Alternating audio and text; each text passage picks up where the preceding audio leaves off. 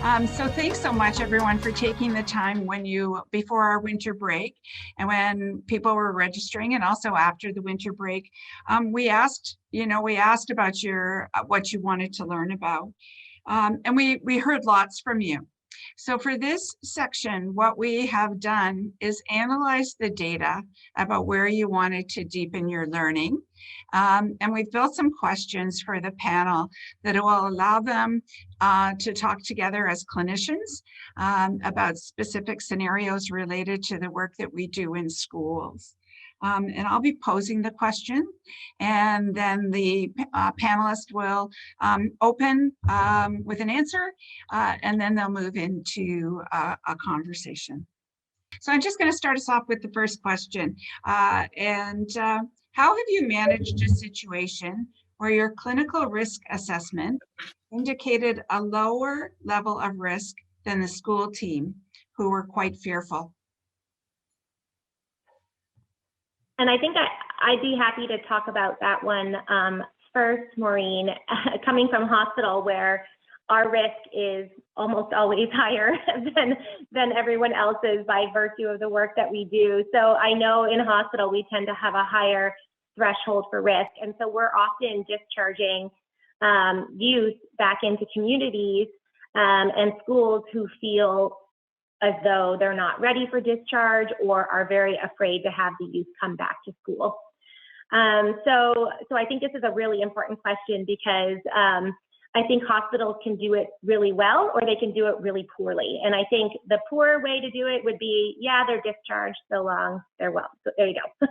And so I think, hospitals need to do better in that sense. And I think the same skills can translate to all of us. Is we need to really understand what is driving that worry for the school and the school personnel, which is fear.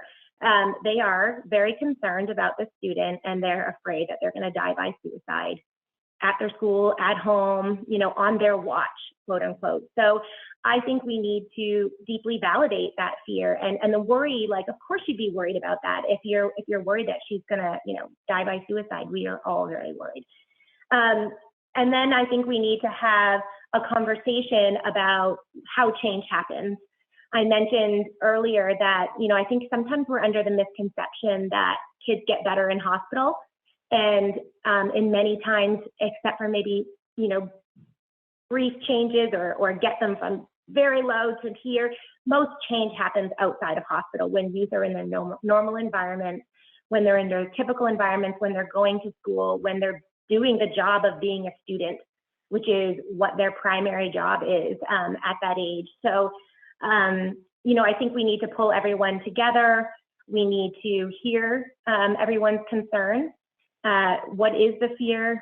Validate it, share our perspectives if we, as clinicians, have different level of risk, and to reassure them really that this is the treatment, that the next stage of treatment is being back in their life and being at home and being in school, where they need to then practice some of these skills that they've used and really get to the business of their life, because we can't get them a life worth living in hospital. That's just not it. So I think it's also important to remind folks that recovery or wellness isn't a straight line from unwell up to great.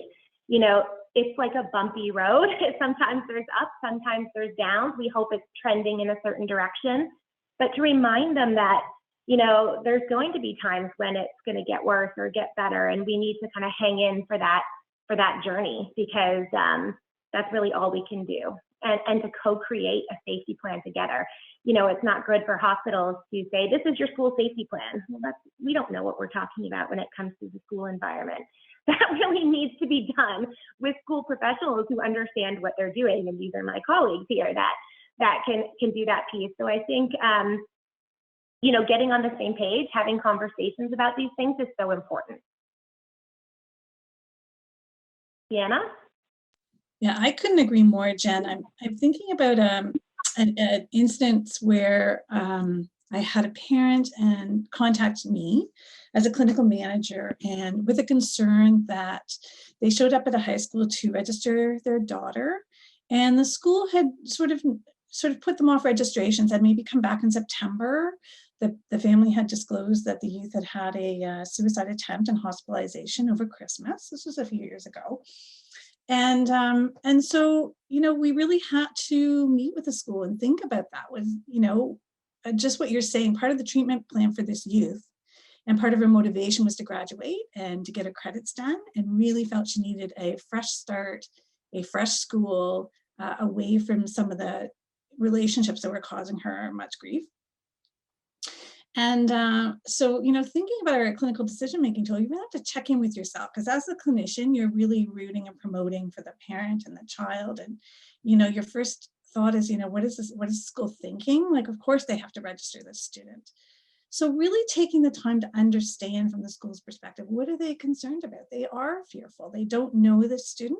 It was a pretty serious attempt. There was a concern that from the school's perspective, she wasn't ready to come back to school. So helping educators unpack that, working with the hospital staff, working with her treating clinician in the community, unpacking what the treatment plan was, getting the consent to share information, and really sitting with the school to say, let's think about how we might be able to bring this student on board to a new school, a fresh start. Think about the timetable.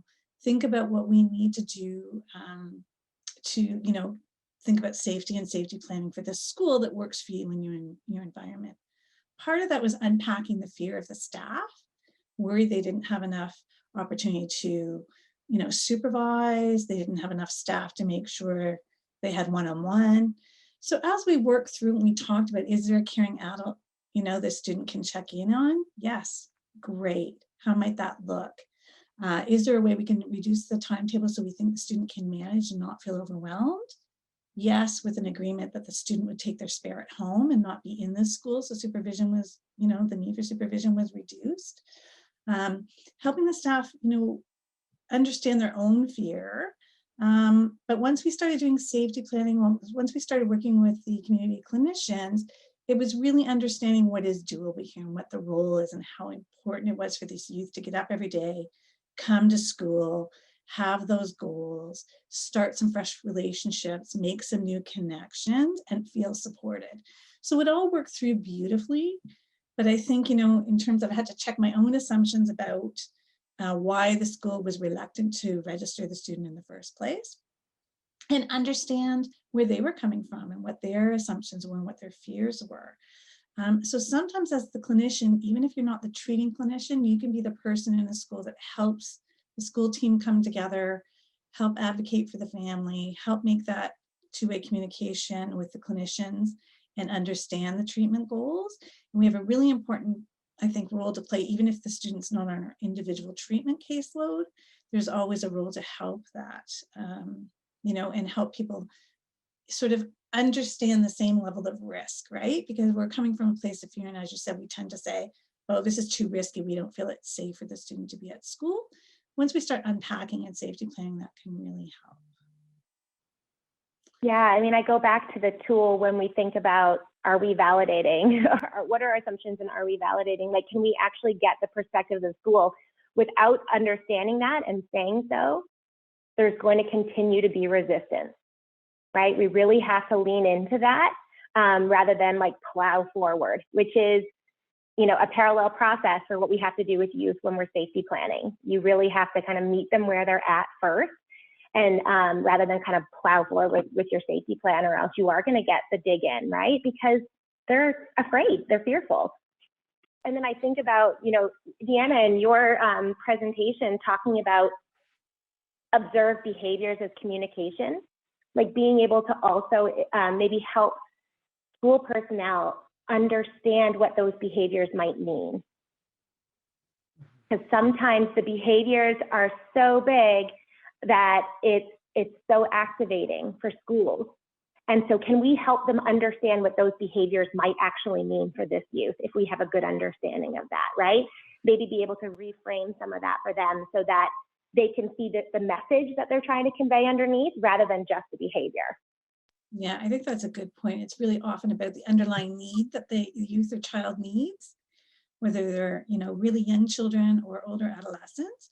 They're obviously, their behavior is trying to fulfill a need and a way to communicate to people what they need. So if we can help them identify what that is and help the people around them, help them meet those needs, then it can bring everyone else's anxiety down. It doesn't become about the outward behavior, but it becomes about how to support that individual.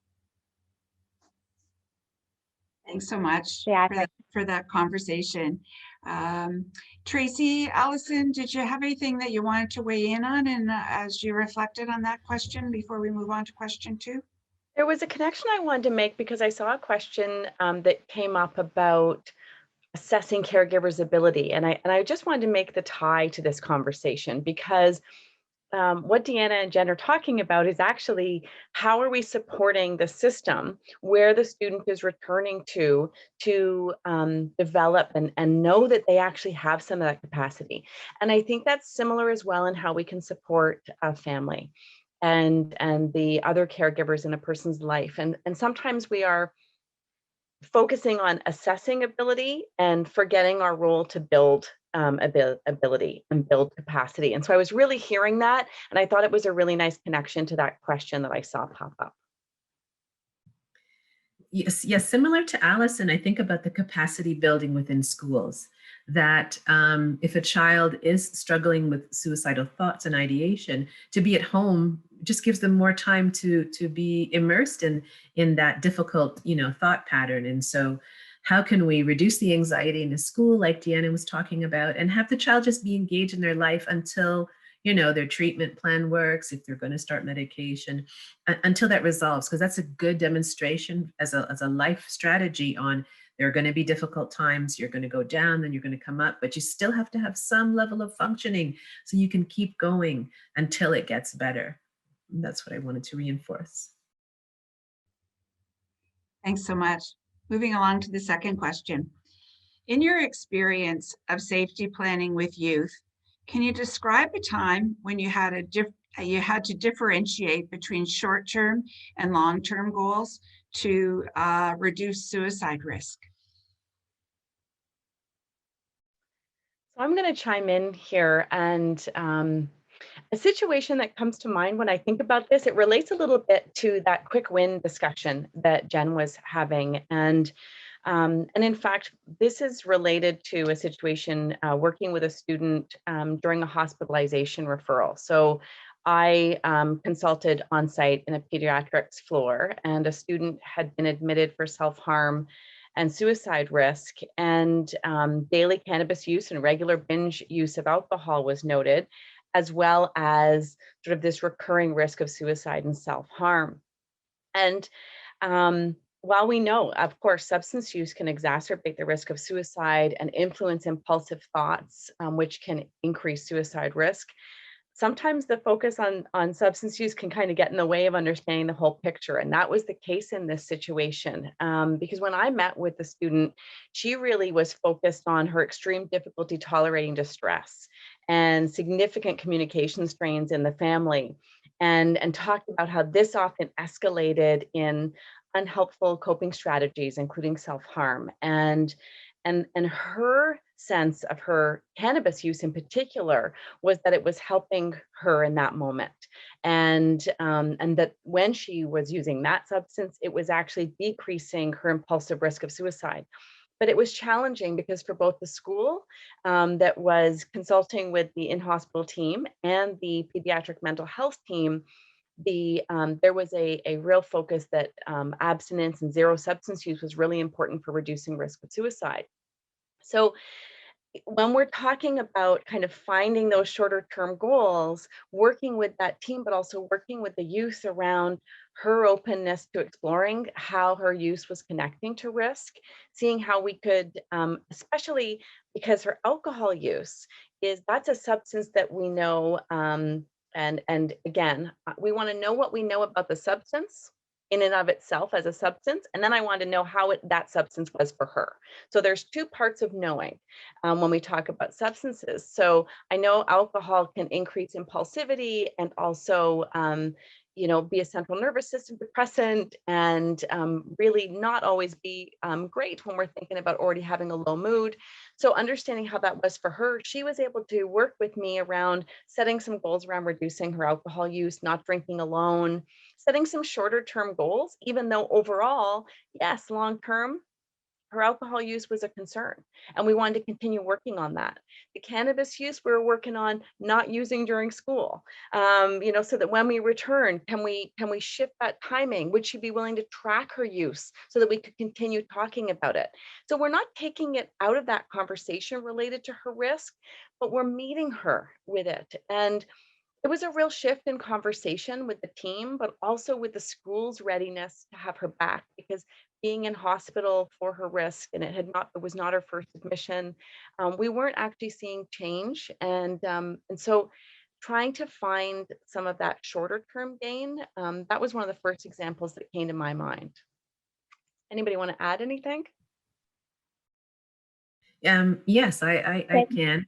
Oh, sure. It's just challenging within the school environment, because the school has set use about substance, and I think about students who use like marijuana for self-regulation, and I'm working with them as a clinician, and I'm trying to reduce their use in all the ways you describe, Allison. And then they come to school and their coat smells of marijuana, and I've checked that they haven't smoked for that day, but they still might get sent to the office and sent home. And so it's challenging just to deal with people's understanding of how you're working to make them safe, to keep them engaged in their day-to-day life, but also following the rules of school. I think there's an area of capacity for all of us to learn there. Sorry, Jen, go ahead.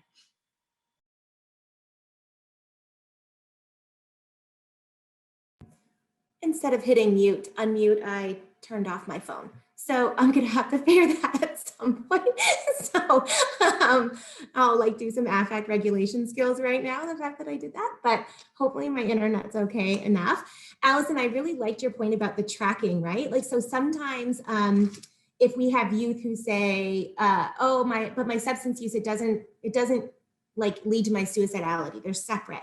Then a really neat thing to do would, well, let's track it. Let's scientifically look at this, right? So being able to track substance use, urges, use, as well as self-harm, suicidality, actions and thoughts and behaviors, and being able to see if there are any patterns, right? And not from a, I'm gonna best you with this evidence, but if I'm like legitimately tell me what this is, and we can look at it objectively together and then make some clinical decisions about it.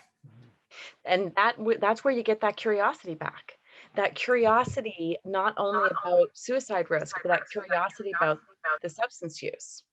And yeah, I think it's so important to do that. And it also indicates I want to understand it. And I find youth, our students are often willing if I say, you know what, just to kind of keep track, like a bit of an experiment, just so that I can better understand it. And I've got really good buy-in from youth around that. Yeah, me too. It's been very, very useful to be able just to shed some light on it and give you a point to like target your intervention later on, right? Either quick win or long term. You can often get both out of it. I've done the same thing with like cell phone use at night. That is often this big thing, can we just test it and see what your sleep's like when you're doing this, or, and mood. So it's a useful intervention for many things. Yeah, gaming as well. That came up earlier in one of the questions. So, again, not assuming we know the effect, but partnering to collaborate to see the effect. Thanks, everyone. Tracy, Deanna, anything you want to add before we move on to question 3? Maybe just a quick thought in terms of helping maybe the adults around the youth, whether it's educators or parents, understanding sort of the, I guess, the target of harm reduction rather than abstinence, and just understanding, even talking about tracking behavior, and this can help us make new goals for the youth. So helping people around them understand sort of where you're coming from might help them be more supportive. All right. Our data told us that your thinking a lot about youth suicide prevention with children. And you asked us to focus our thinking today. And this next question is to think about children. In your work as a school mental health professional, can you share with us your learning about conducting risk assessments and safety planning with elementary age students? Okay, Maureen, thank you for that question. You know, I have several examples that sort of come to mind, but a couple of general principles. And I think, you know, one is around making sure you do an assessment also of the adults around the children to keep them safe. Often we're thinking about the developmental level of a young child. They don't have a lot within their control, right? Except sometimes their immediate behavior. So sometimes we have to think about structuring the environment around them and really knowing the capacity of caregivers and educational staff can really be an important key for safety planning. Risk assessment, some of the principles when we talked about individuals with intellectual disabilities are really important because really we're talking about developmental understanding. And so we want to really make sure when we're doing our assessment, we're using concrete questions, we're checking for the child's understanding. I'm thinking about an example of a young 7-year-old girl at school that actually made a pretty serious suicidal behavior that really concerned the teacher with a pretty significant method that could have really harmed her. And luckily she was fine. But really in assessing that little girl, 7-year-old girl's understanding, you know, there really wasn't the I want to die aspect of it, right? So could she, right, when we get back to the want, and can they? Certainly, you know, her attempt was serious and concerning, but there really wasn't the want there. The developmental level was really about not quite understanding the finality of death. Really thinking that if I did this, people will write me poems and bring me flowers and teddy bears. And we'll have a party and it will be happy. And this young child had a recent experience with a loss in the family and had experienced a funeral, and that's what happens, right? So there was really not a serious, you know, affective concern there or, you know, or regression. It was really a curious, you know, not really understanding the finality of death and really wanting to be cared for and connected to the people, the adults around her that maybe weren't as connected because of their recent loss. So being able to unpack that and understanding and using our clinical skills, yes, the action was very, very concerning, but the risk was actually low over time, right? We needed some supervision right away to make sure it wasn't happening again. We needed lots of discussion. We needed lots of time in with the caregivers around her. But, you know, part of the treatment planning then was helping her explore what death is and what loss is, and developmentally letting her catch up in her development to understand the finality of death. So, you know, I think that's a good example of really thinking about it. Was really concerning for this school for sure. And again, trying to help work with the educators to stay, okay, how do we wrap around her? How do we, you know, bring understanding to this situation and not overreact, right? And make sure we're addressing her, again, her underlying needs and her understanding of the situation. So getting to some of those really concrete questions about, you know, their thought processes, what their intention was, what their hopes of, you know, in this case, hope of outcome. So that was a pretty high functioning 7-year-old, but developmentally not quite there yet, still in magical thinking about what would happen. And I think about another situation when sort of the same grade 2-year-old girl on the spectrum, some really concerning suicidal behaviors, and also some suicidal thoughts that were really persistent chronic behavior, chronic, you know, I want to die, I'm just going to kill myself then. Those are things that she would say all day long, every day, right?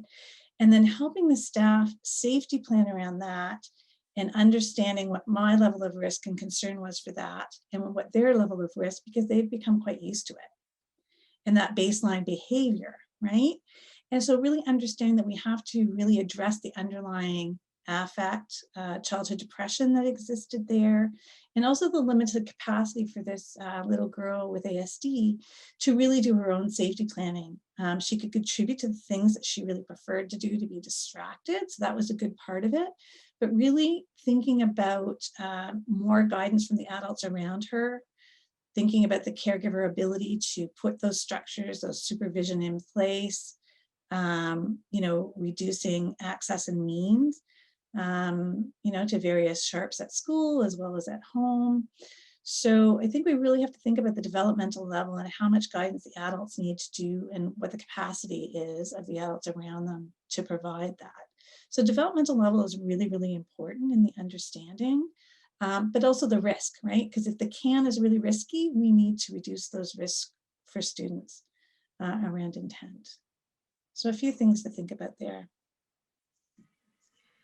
I'd like to add a little caution here from a cultural standpoint in terms of like a young child that has really strong at-risk behavior, or they could be someone who's in a developmental class or a behavioral class in some of our communities, and just the difference in understanding and not moving to discipline. And unfortunately, there have been examples where, and I think of a racialized child who's, if staff don't represent their image and they're in a moment of like traumatic recall, they might not see any safe faces. And so how do we think about the fact that we've come to help, we've come to intervene, we've come to provide safety, and for them, safety comes in someone that's familiar to them, someone that looks like them, someone that's from their family or their community. So they actually may escalate as we try to, look at their, running away behavior, leaving the building, things like that. So I just really want to caution everyone in their capacity of, why does this child seem to be escalating and getting worse? It's because there's no feeling of safety, and we do a lot of damage when we then move to, some type of other intervention that may involve, physically managing them or bringing in, outside parties. That could be the beginning of a distrust of a lot of healthcare, a lot of mental health for that young person. So just something for us to think about.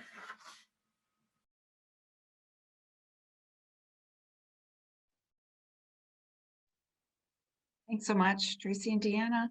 Allison, Jennifer, any thinking about working with younger ones?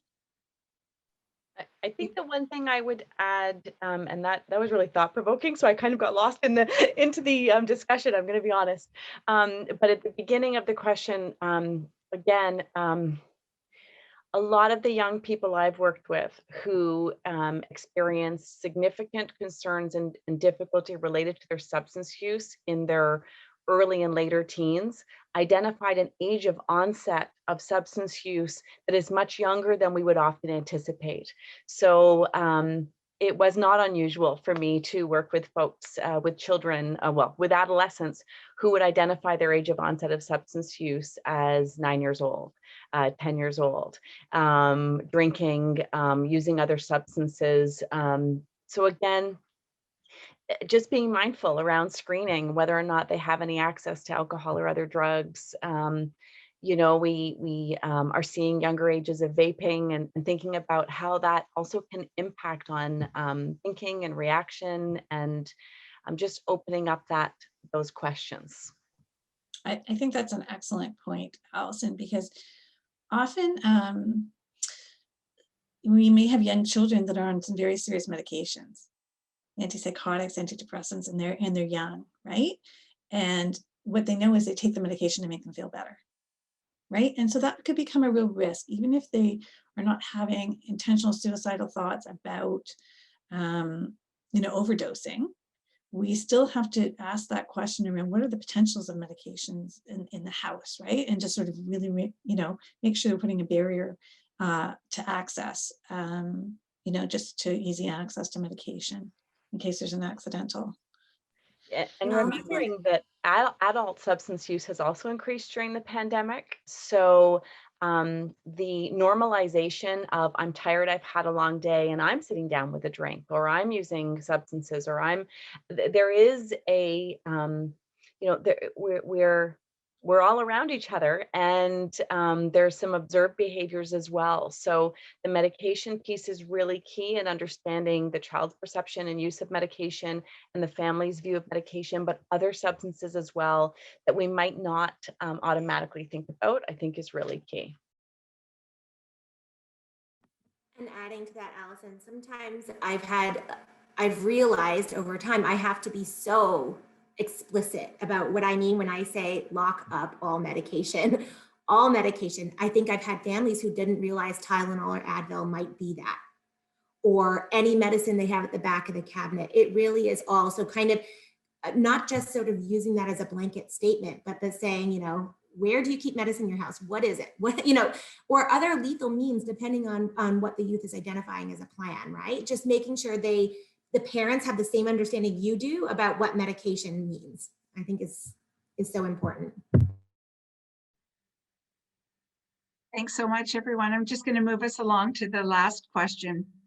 Can you talk about work with a student who had chronic suicide ideation? What strategies did you have success with, both with the student and with school personnel? I'll take a stab at that one, Maureen. Yes, this can be the situation sometimes. And so obviously trying to get them access to community mental health and really working in close partnerships, like having perhaps even the mental health nurses that are in some of our communities to come into the schools and really have everyone on the same plan. I often in the immediate make a contract or a safety plan and clearly specify the people and make multiple copies. And depending on if it's a elementary school, we'll go to the resource teacher or their administrator, or a high school will go to their guidance counselor and be like, you're in their safety plan. When they're beginning to feel, dysregulated, they want to come down and see you, Mrs. Smith.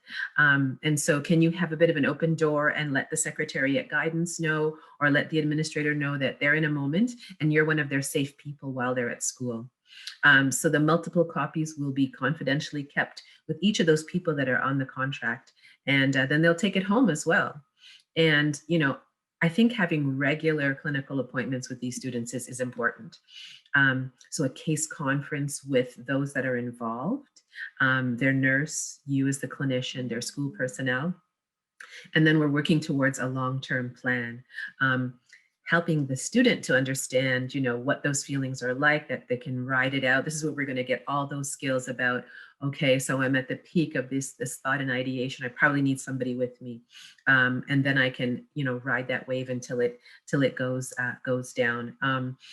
Also, if it's going to involve, psychiatry, because if this is something of a, persistent thought that needs medication. I think the more that we bridge with everyone involved is the more that there's, less of a broken telephone. I think that sometimes schools will, well, this was the student that was suicidal last month, we need to send them home, or maybe they're not well. And I'm like, they're working on their plan. It's just a glitch.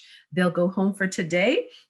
But, we'll have them call their nurse and, they're seeing their psychiatrist in 2 weeks. Did you take your medication? Okay, so you'll come back to school the next day. Just really increasing the capacity of everyone understanding a treatment plan for this type of, not to just react. Okay, well, they just can't be here. Yes, they can. They're just in a moment. So I find, and it's interesting how as a clinician to come up with the idea of a case conference is just unique. And I mean, I do it all the time, but they're like, oh, yes. And I've had success in even bringing a psychiatrist by phone, and we're in the virtual world now. And we worked around the doctor's time, but the breadth of understanding that the doctor could get, because remember, the parents are the ones who go, and sometimes they don't disclose all of the information or they don't understand what it is. I've had an educational assistant in a kindergarten class describe some of the acting out behavior. This wasn't suicidal, but when the psychiatrist heard the description of the behavior, it gave him a different breadth, and he was able to introduce a medication that he hadn't considered before. So I include everyone in my case conferences because, you can't have too much information in those cases. I completely agree about that need for getting everyone on the same page so that everyone knows what they're targeting.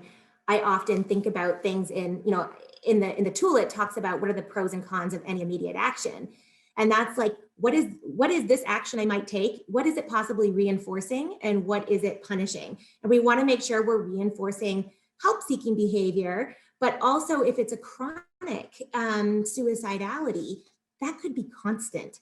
And schools are completely overwhelmed and unsure what to do in those moments, right? It could be they're constantly leaving and going to this person. So I try to think about how can we schedule visits with their person, their person, so that they're planned rather than reactive is often a good technique. And you need to maybe, if you're noticing you're still getting lots of reactive leaving of classroom, then maybe you need to increase the planned ones so that we're being preventative rather than reactive, because what we don't want to do is create the pattern of I escalate, I get out of a situation that makes me uncomfortable and someone sues me.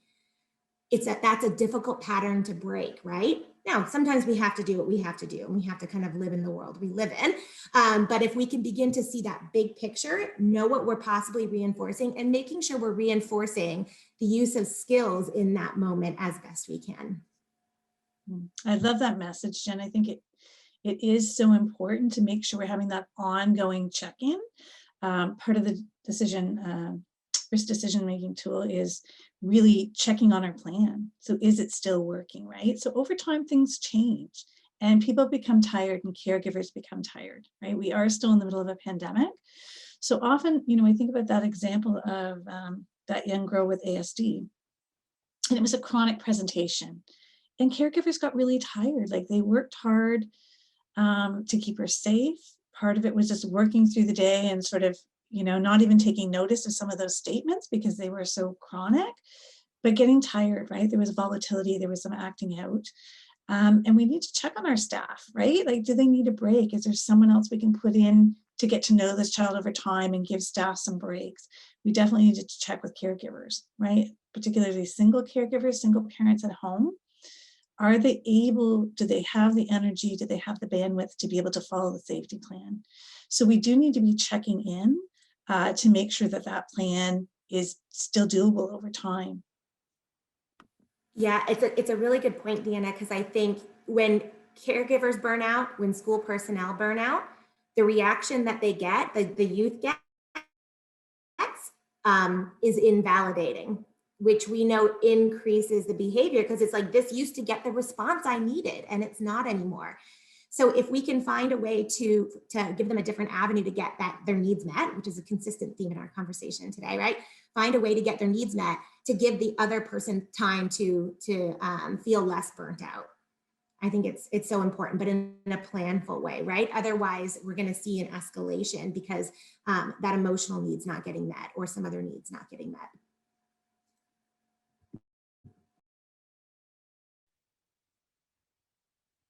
Thanks so much, everyone. I want to acknowledge my colleagues that are working tirelessly in the background and to the participants who are engaged in and putting their thoughts into the questions and answers. For this last section, before we wrap up at 11:30, we just wanted to look at some of the themes that were coming out of the question and answers and just put them to the panel. So thanks so much. So really thinking about schools and families' responses and when they don't take it seriously enough. So as a clinician, when we've done our risk assessment and we maybe have consulted with a trusted colleague and we're clear, and then we've got really critical stakeholders in family and caring adults that are not on the same page as us. So just turn that over to you for a bit of a conversation for a couple of minutes, and then we'll move on to the next theme. I can go ahead. I mean, I have to be able to leave work that day and not be thinking about the child. And so somehow we have to get everyone on the same page. I mean, we have other systems when we're worried about a child's safety. And if the caregiver, is not following through with a recommendation to go to hospital or to use emergency services. Yeah, and I mean, I want to make sure that everyone understands the seriousness. So that's a capacity building opportunity right there. And, maybe they're burnt out and maybe they've heard the child speak this way before, but in my clinical assessment, it actually is not like the other times, because it has more depth, it has more, means by which to act on it. And it's Friday at 3:30, 4 o'clock. No, we can't have this weekend time go by.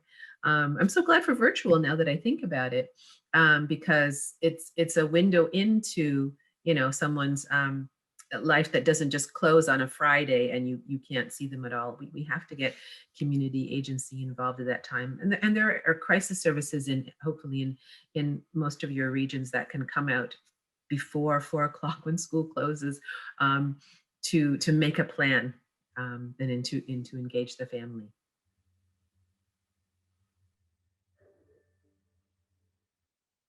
Anyone else, or should we move on to the next theme? Okay, I don't see anybody unmuting. So there's kind of two that can go together a bit, I do believe. So it was a question that was said, there's a lot of responsibility for one clinician to make an assessment, and wondering about kind of who to consult with, and the opportunity to reinforce knowing who to turn to and consult with. Acknowledging the reality that as school mental health professionals, we're often the only clinician in the building. And you're right, that can feel like an incredible amount of responsibility on our shoulders. So team, what do you suggest? I'm going to say, after, being a clinical manager, how important it is to have that discussion as a team and as a staff and know who's got your back, what the opportunities are for clinical supervision. If you don't have a structure where there's a clinical supervisor, how might you set up peer supervision within your team so you always have someone to consult with?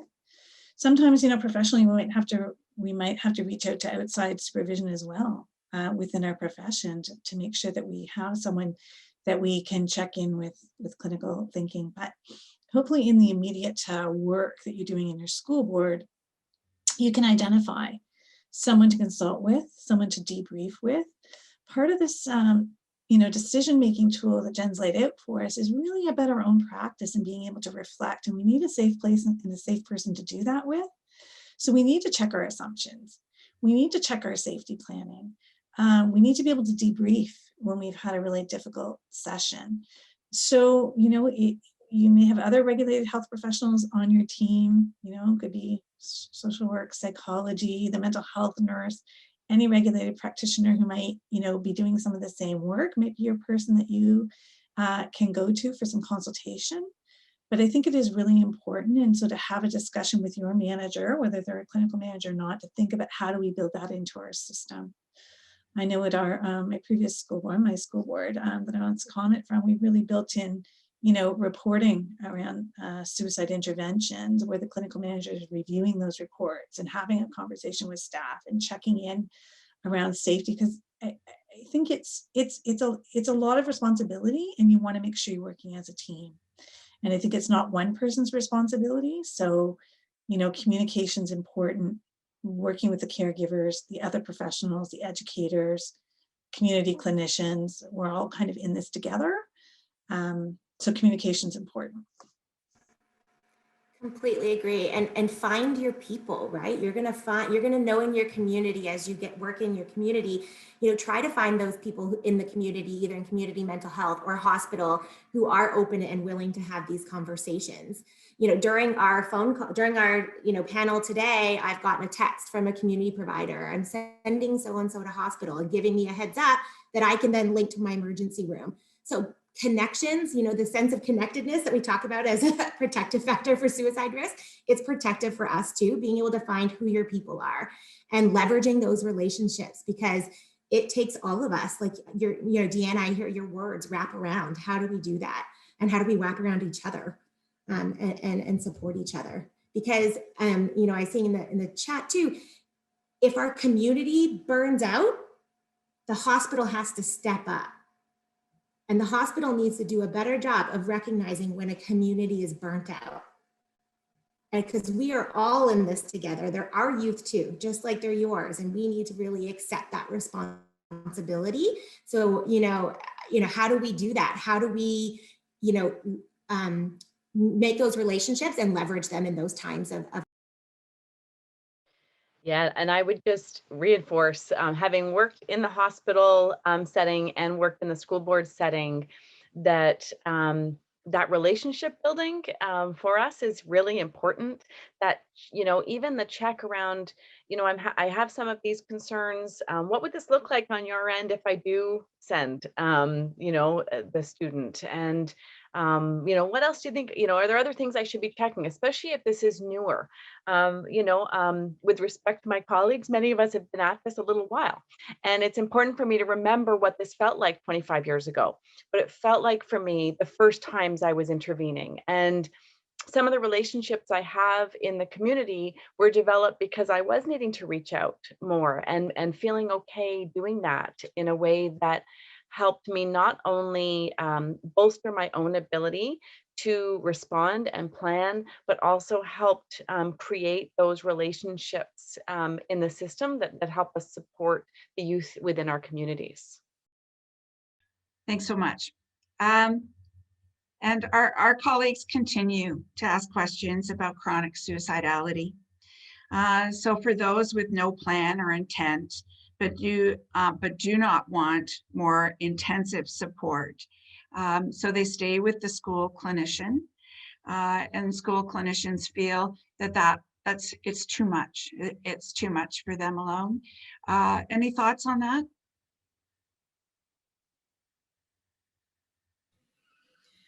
I think this is an opportunity, again, for capacity building. I remember we were planning this. I talk about the fact that as being a school clinician, sometimes you're that child's first, that youth's first clinician. You're their first social worker, their first psychologist. And so my goal is always to make sure I'm not their last. If they are struggling with something like a chronic suicidal ideation, they may need care and ongoing care, even as an adult. And so I'm doing a sales job. I'm like, this is how you take care of yourself. And I am your first counselor, but I hope I'm not your last. I think we need some more people on our team. And I know you enjoy talking to me, because there's this kind of connection, and you don't want to make it seem like you're the only answer. Because when they leave the school system, they can't call you, like you're not going to be their clinician. So you've got to think about transition. So you know how we sit when we listen to music, and I, care about everything that happens to you. A lot of them are not future thinking, and that's part of the youth brain and the development, right? I just want to talk to you. I don't want to talk to anybody else. You're going to talk to a lot of wonderful. I'm just your first counselor, and you're going to tell your other counselor about what you did with me, and we're going to, do more things. So I always take that as an opportunity to teach them about mental health. Because I still use my benefits for my counseling. You're going to need counseling later on. You're going to need marriage counseling. You're going to need help with your child's development. You're going to have counselors in your life for the rest of your life. So get used to it. Let's choose one. Let's find somebody from the community that we like. No, I don't like her. Okay, let me find somebody else for you. We'll do the shopping together. That's the way that I take it. Thanks so much. There's more questions pouring into the chat, and they're important questions. And I regret that we're not going to get to them all. But what I want to leave you with is that we are your colleagues. We are on a learning journey alongside of you, and we're here for your questions, whether or not we're on webinar. So you can reach out to any one of us at School Mental Health Ontario. You can reach out to your school mental health leader from your board to say, I'm sitting with this burning question that they didn't get to. Can we navigate a conversation with one of those panelists or with a group of those panelists? And we really want to be here for you in that way. So where I'm hoping to go right now is towards a place of gratitude to Jen, to Tracy, to Deanna, to Allison for the learning and that we've done here together. Thanks so very, very much. We're so incredibly grateful for your time, and I hope to have another time together with you again. To our participants, thank you so very much for being with us this morning to learn together and be a part of a community of learners. We will, just a couple of housekeeping pieces. I just want to let you know that the English slides are added to the link that was sent to you. You are also receiving a link for an evaluation. We read each and every comment and we build our next trainings based on what you tell us. So this was our first stab at a panel. We want to hear from you as our critical friends about how did it work for you and was this a good way for you to learn? So thanks so much. I'm just going to ask Kathy. Kathy, do you want to come off mic and say a few words before we wrap up? Well, Maureen, I think you summarized beautifully where we're at, and I love the invitation to keep asking questions and to consider us your colleagues in this work. I'd like to also, of course, echo your thanks to all the panelists who have given so much of themselves and in sharing the case notes, because I think that just really speaks to where clinicians are right now. Jen, your continued partnership, we honestly just can't thank you enough for. It's just been incredible to be able to work alongside and to learn from you as we go. So just want to wish everyone a really good day, and please reach out if there's anything we can be helpful with. And thanks, Maureen, for your leadership. Thanks, everyone. Bye now.